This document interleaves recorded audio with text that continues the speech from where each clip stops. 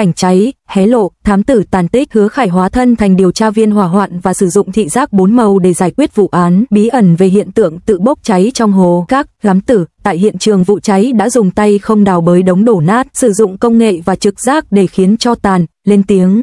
Từ những hạt nhựa tan chảy nhỏ bằng móng tay đến mật mã bí mật của những vệt khói, họ đã tái hiện lại đường đi của đám cháy và ngăn chặn thảm kịch tái diễn. Tìm ra nguyên nhân là cách duy nhất để ngăn chặn gia đình tiếp theo bị chia cắt. Đây là một nhiệm vụ được sinh ra từ đống đổ nát và nó đóng vai trò như một lá chắn an toàn cho hàng triệu gia đình. Sherlock Holmes trong đống đổ nát, họ khiến tro tàn, nói, bạn đã bao giờ nhìn thấy khung ghế sofa cháy đen chưa? Bạn đã bao giờ chạm vào một bức tường dày đến mức nó bị hun khói để lộ ra hình người chưa? Bạn đã bao giờ ngửi thấy mùi khét lẹt của nhựa, gỗ cháy và các loại hóa chất lạ chưa? Có một nhóm người phải đối mặt với sự tàn phá này mỗi ngày. Họ không phải lính cứu hỏa, mà là những thám tử tại hiện trường vụ cháy, những người điều tra hỏa hoạn. Chương trình truyền hình nổi tiếng gần đây, File Scene, lần đầu tiên hé lộ nghề nghiệp bí ẩn này. Trong phim Cảnh cháy, Hứa Khải vào vai điều tra viên vụ cháy Vu Đồng, luôn là người đầu tiên đến hiện trường sau khi vòi rồng dừng lại. Tay cầm đèn pin, anh bước trên than hồng ướt át tìm kiếm giữa những tấm kim loại biến dạng và sàn nhà đổ nát.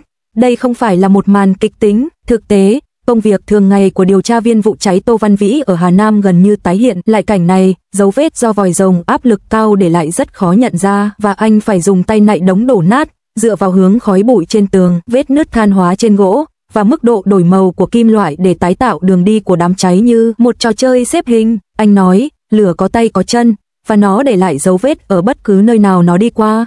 Nguy hiểm hơn nữa là những mối nguy hiểm tiềm ẩn. Điều tra viên vụ cháy Tấn Thành, Sang Chisia đã có kinh nghiệm điều tra một vụ nổ nhà máy hóa chất. Các ổ gà tại hiện trường chứa đầy axit mạnh và kết cấu tòa nhà đang đổ nát. Mỗi bước chân đều có thể là một cái bẫy chết người. Tuy nhiên, cô và các đồng nghiệp đã ngồi xổm hàng giờ trong điều kiện như vậy, tìm kiếm một hạt nóng chảy nhỏ bằng móng tay, bằng chứng rõ ràng của một vụ chập điện. Trong phim, Vu Đồng đã sử dụng mô hình 3D để tái tạo sự lan rộng của đám cháy và phân tích quang phổ để xác định chính xác chất tăng tốc. Những công nghệ đen này không phải là hư cấu. Trong hộp số của điều tra viên vụ cháy Nam Kinh Vương Ân, máy bay không người lái đã thay thế thước dây. Chúng có thể tạo ra các mô hình toàn cảnh trong 5 phút, tiết lộ ngay cả những vết nứt nhỏ nhất đến từng mm. Và nhóm của Tô Văn Vĩ đã từng sử dụng các hình chiếu flash từ cảnh quay giám sát để đảo ngược kỹ thuật tìm ra nguồn gốc của một đám cháy ẩn. Nguyên lý theo dõi đường đi quang học đã trở thành chìa khóa để phá án, nhưng công nghệ không bao giờ có thể thay thế sự nhạy bén của con người. Sang Chisia luôn giữ một cây cọ và một chồng thẻ chứng cứ trong dương kho báu của mình. Trong một vụ cháy đường hầm ngầm, cô cảm thấy lớp bảo vệ cháy đen của đường ống trong cống ngầm sâu đến đầu gối và ngửi thấy mùi thuốc hàn còn vương vấn. Điều này giúp cô xác định thủ phạm chính là tia lửa từ việc hàn trái phép của một công nhân. Giám sát có thể bỏ sót điểm, dữ liệu có thể bị mất, nhưng mã của vật liệu cháy sẽ mãi mãi được khắc ghi trong đống đổ nát. Khía cạnh đau lòng nhất của Cảnh cháy chính là di sản của Vu Đồng, người gánh chịu hậu quả nặng nề từ việc cha cô bị kết án oan trong một vụ cháy nhà máy. Ngoài đời, các điều tra viên hỏa hoạn cũng phải đối mặt với bi kịch tương tự.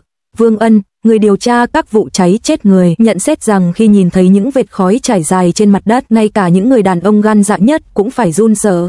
Và sau vụ cháy đường hầm cao tốc Tấn Ký, Thượng Kỳ Hà liên tục nhìn thấy những hình ảnh cuối cùng của các nạn nhân. Họ vẫn còn sống chỉ vài phút trước. Chỉ bằng cách điều tra nguyên nhân, chúng ta mới có thể ngăn chặn việc gia đình tiếp theo bị chia cắt.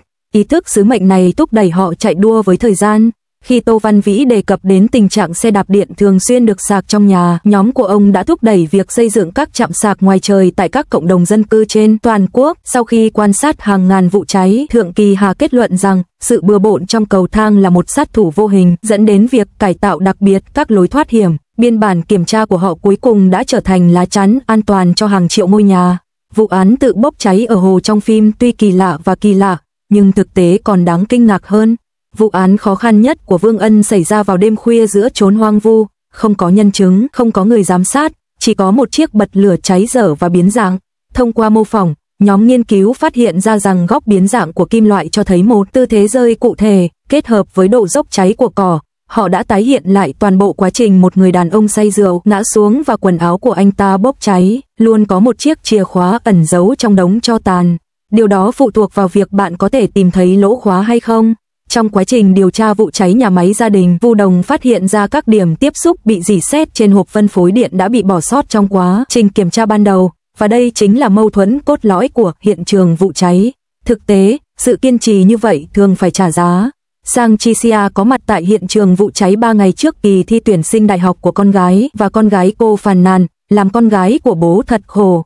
Wang Yin không bao giờ tắt tiếng điện thoại, ngay cả khi chuông báo cháy reo vào đêm khuya, anh vẫn phải nhẹ nhàng gỡ tay con gái ra khỏi cổ. Khi máy quay lia qua khuôn mặt phủ đầy than của Yu Tong trong cảnh cháy, những bình luận cười khúc khích, bạn trai của viện, nhưng những điều tra viên hỏa hoạn thực sự không có bộ lọc, đồng phục của họ dính đầy nước thải và rỉ sét, tay họ chảy xước và bị bỏng, nhưng trong mọi đống đổ nát sau hỏa hoạn, họ vẫn kiên trì lắng nghe lời khai của đống tro tàn. Nếu Hương Lan có sự tham gia của Trình Lỗi và Đàm Tùng Vận thì góc nhìn mới mẻ về mối tình tay ba với vẻ ngoài của một người hầu gái che giấu xương cốt của một tiểu thư giàu có thể đã tạo nên một sự kết hợp ăn ý giữa các tầng lớp xã hội khác nhau. Trong Hương Lan, Đàm Tùng Vận vào vai Thẩm Gia Lan, người trà trộn vào nhà họ Lâm dưới vỏ bọc một người hầu gái, từ một tên hầu tam phẩm trở thành chủ gia đình. Ngược lại, Lưu Tuyết Nghi vào vai Lâm Tấn Kỳ, một viên quan phóng đãng, phù phiếm, nắm giữ quyền lực to lớn, nhưng nếu ngay từ đầu, Trình Lỗi và Đàm Tùng Vận đã được chọn vào vai này, bộ phim về những âm mưu gia đình và tranh giành quyền lực này có thể đã mang đến một sự năng động và cường độ cảm xúc hoàn toàn khác biệt. Tái tạo nhân vật, khi Trình Lỗi gặp Thẩm Gia Lan, Trình Lỗi đã chứng tỏ khả năng diễn xuất xuất sắc trong những vai diễn phức tạp và mang tính chính trị trong những năm gần đây qua các tác phẩm như Vũ Điệp. Đôi mắt của anh, vừa dịu dàng vừa kiên định, hoàn toàn phù hợp với vai diễn đầy mâu thuẫn của Lâm Tấn Kỳ. Trong tiểu thuyết gốc, Lâm Tấn Kỳ là một viên quan phóng đãng, nắm giữ quyền lực to lớn. Vai diễn này đòi hỏi một diễn viên vừa có thể truyền tải được sự dịu dàng vừa tàn nhẫn, và những màn trình diễn trước đây của Trình Lỗi đã chứng minh khả năng xuất sắc của anh trong những vai diễn phức tạp như vậy. Việc đóng cặp với Đàm Tùng Vận có thể mở ra những khả năng mới cho mối quan hệ giữa các nhân vật. Thẩm Gia Lan của Đàm Tùng Vân phải chuyển mình từ một người hầu ngoan ngoãn thành một cô con gái đầy thù hận, thể hiện phẩm chất của một lớp da người hầu, trái tim người con gái. Phong cách diễn xuất vừa tiết chế vừa mạnh mẽ của Trình Lỗi có thể bổ sung cho sự chuyển mình của Đàm Tùng Vận, tính thẩm mỹ hình ảnh của phim truyền hình gia đình và sự phù hợp của diễn viên. Đội ngũ sản xuất của Hương Lan cam kết tạo ra một bữa tiệc thị giác. Đạo diễn Hoàng Anh Tường đã chuyển thể thẩm mỹ kỳ ảo phương Đông của Hoa trên trời vào bối cảnh phim truyền hình gia đình. Thẩm mỹ này không chỉ đòi hỏi kỹ năng diễn xuất mà còn đòi hỏi ngoại hình phù hợp với thẩm mỹ cổ điển. Đường nét khuôn mặt của Thành Lỗi được khắc họa rõ nét, trang phục cổ xưa toát lên vẻ uyên bác và hào hiệp, hoàn toàn phù hợp với hình tượng Lâm Kim Kỳ, đa tài đa nghệ. Đội ngũ sản xuất đã tái hiện lại những cảnh đường phố Biện Kinh trong Thanh Minh Tiết, Along the River during the Trinh Minh Festival, thậm chí còn sử dụng cả những đoạn Lan Tinh Prefers khắc trên hộp đựng đồ khảm trai trong phòng người hầu. Trong bối cảnh được chăm chút tỉ mỉ này, khí chất của Thành Lỗi có thể hòa quyện vào thế giới cổ điển được xây dựng công phu này. Sự kết hợp của anh với Đàm Tùng Vận có thể tạo nên sự tương phản thị giác vừa mềm mại vừa mạnh mẽ, tăng thêm hiệu ứng kịch tính, diễn xuất quyền lực, căng thẳng cảm xúc giữa các cặp đôi diễn viên khác nhau. Mối quan hệ giữa Thẩm Gia Lan và Lâm Kim Kỳ trong phim được miêu tả là một cặp đôi cộng sinh đẫm máu, diễn xuất quyền lực và sự vướng mắc tình cảm giữa hai người là cốt lõi của bộ phim. Sự kết hợp giữa Thành Lỗi và Đàm Tùng Vận có thể mang đến một cách diễn giải khác về mối quan hệ này. Trong cốt truyện được hé lộ, nhân vật Lâm Tấn Kỳ sở hữu những tầng lớp sâu sắc. Ban đầu, chàng mặc đồ trắng như tuyết, ánh mắt dịu dàng khi cài hoa cho Thẩm Gia Lan gần như tràn ngập màn ảnh. Về sau, để bảo vệ quyền lực gia tộc, chàng đích thân ép Thẩm Gia Lan vào từ đường để trừng phạt, nhưng rồi lại ho ra máu khi quay lưng bỏ đi. Sự chuyển đổi từ dịu dàng tột độ sang tàn nhẫn tột độ này đòi hỏi một khả năng kiểm soát cảm xúc mạnh mẽ. Thành Lỗi, thủ vai Cung Tử Vũ trong Vân Vũ, đã thể hiện khả năng kiểm soát những thay đổi cảm xúc tương tự. Ngược lại, Đàm Tùng Vân phải đảm nhiệm hai vai, Từ Lan Hương, một người hầu ngoan ngoãn vào ban ngày, và Thẩm Gia Lan, một nữ thừa kế đầy thù hận vào ban đêm. Sự tương tác giữa hai thân phận này và tính cách phức tạp của Thành Lỗi hứa hẹn sẽ tạo nên những tia lửa kịch tính hơn nữa. Lan Xiang Juhu đã trở thành hit ngay từ khi chưa lên sóng, với chủ đề Douyin vượt mốc 5 tỷ lượt xem và siêu chủ đề Weibo đạt gần 1 triệu người theo dõi. Sự chú ý đặc biệt này khiến cho việc lựa chọn diễn viên càng trở nên quan trọng. Khán giả háo hức chờ đợi Đàm Tùng Vận thoát khỏi cái mác cô gái ngọt ngào, và diễn viên mà cô chọn đóng cặp sẽ ảnh hưởng trực tiếp đến diễn xuất cuối cùng của bộ phim.